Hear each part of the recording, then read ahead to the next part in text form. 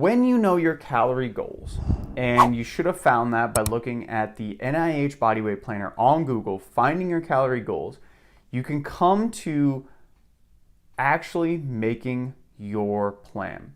So the first thing you can do when making your meal plan is deciding how many meals or snacks that you want in the day.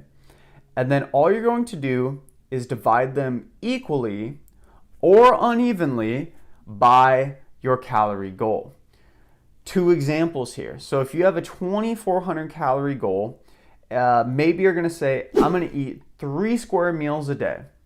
And in each of those meals, I'm going to eat 800 calories. Or you could say, I'm going to eat 2 1,200 calorie meals per day, right? Or maybe you're like, I'm going to eat one meal that's 1,000 calories for breakfast.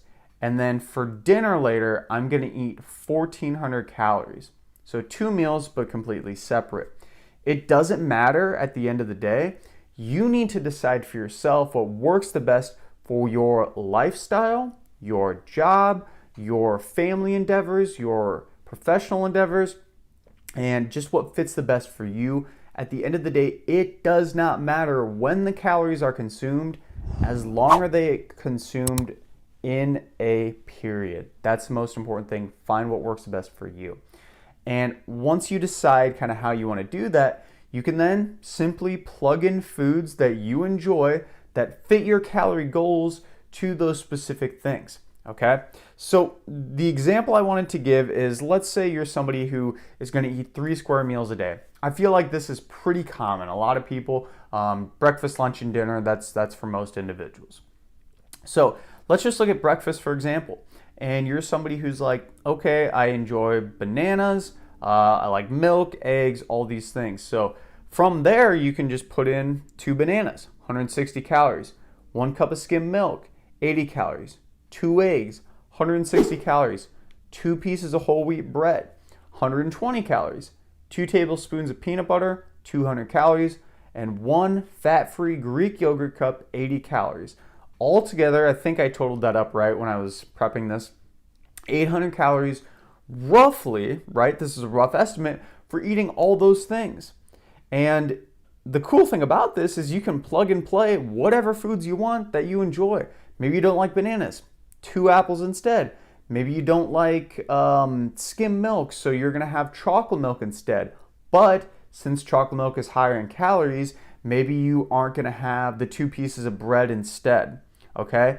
It's about finding the foods you enjoy, knowing the calories in them, plugging them exactly in to your calorie goals for that meal and for the day, and then literally rinsing and repeating it for the day, for the week, for the rest of your life.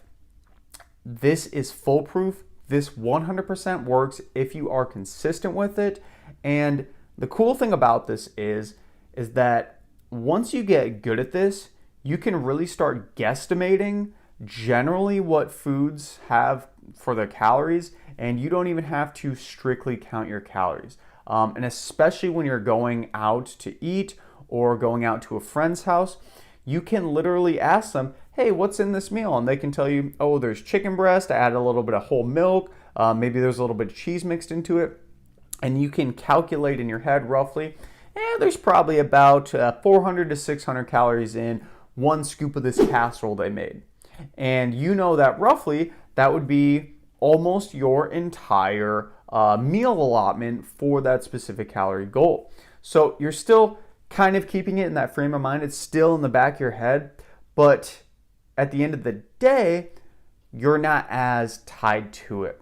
So this is how you make a sample meal plan for your specific self. It's super easy, super simple, and when you realize that, it's incredibly freeing that you can literally eat anything that you enjoy, just fit it into your overall calorie goal and whatever works for your day.